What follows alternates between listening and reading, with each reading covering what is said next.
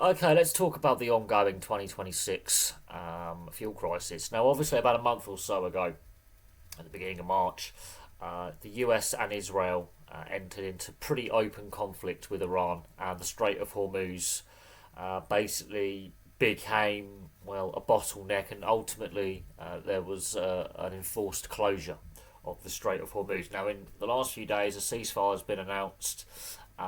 The oil price did drop again for a brief period below $100 a barrel, and there are ongoing talks between Lebanon and Israel as we speak in Washington, D.C. However, the fuel price has spiked again, it's gone back up over $100 a barrel of oil because rhetoric coming out of the White House, the US is now threatening its own blockade of the Strait of Hormuz, and we'll see if that's used as a bargaining chip to try and put further pressure on the Iranians to meet US demands. We will see. It has impacted different countries around the world in different ways.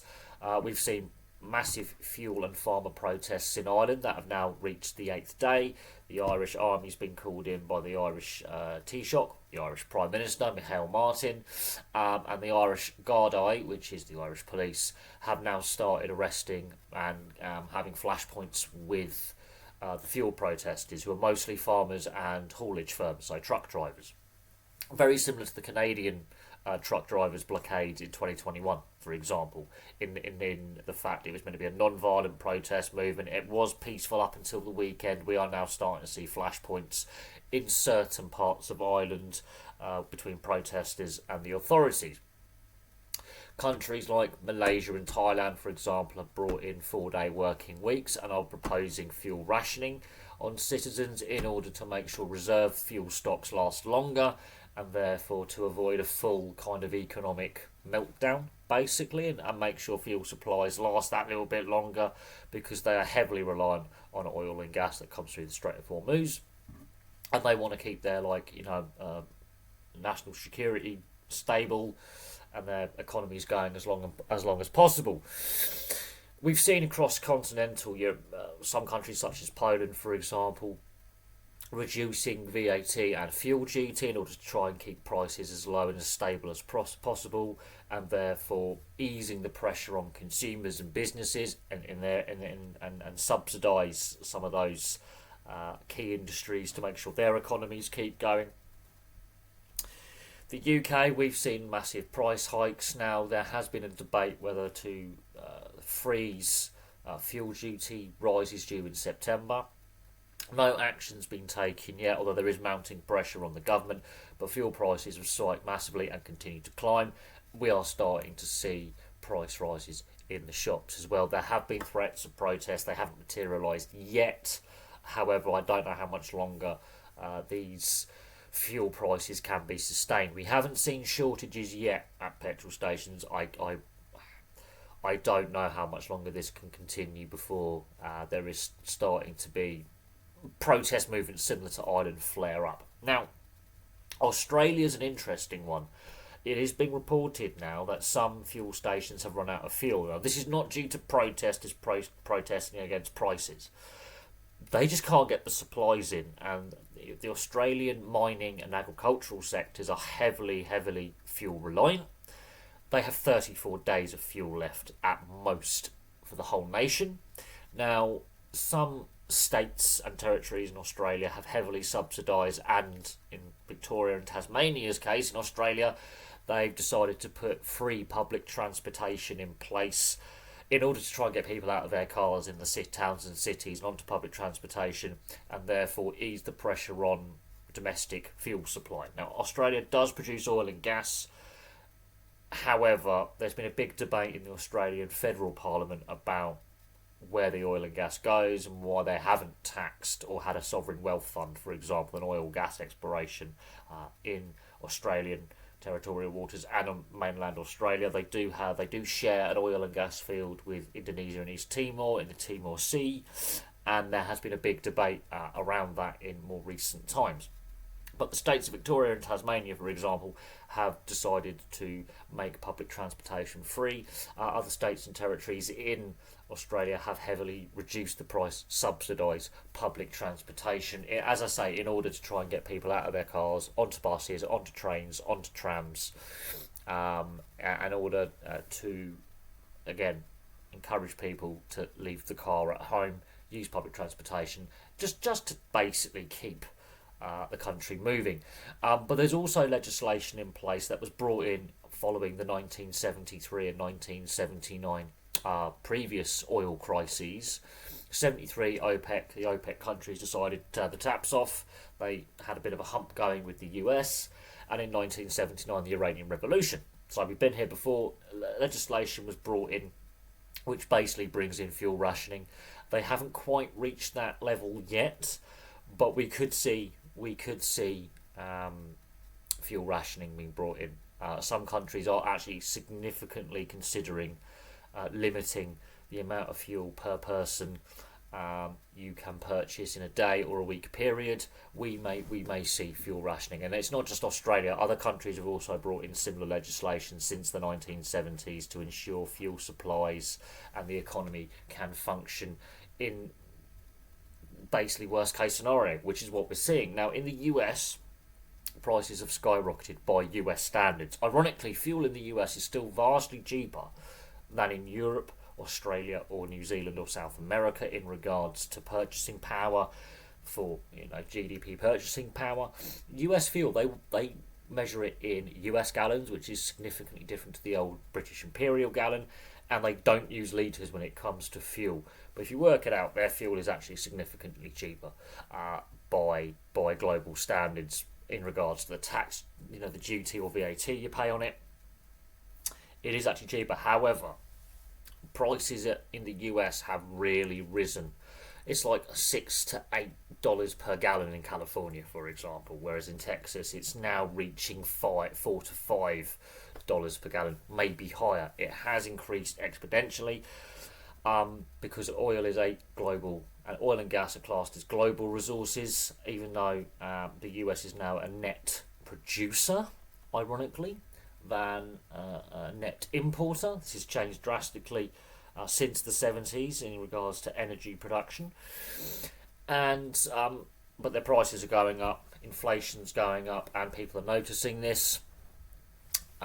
So yeah, we could definitely see fuel rationing be brought in. I would not be surprised if a similar protest movements also spread.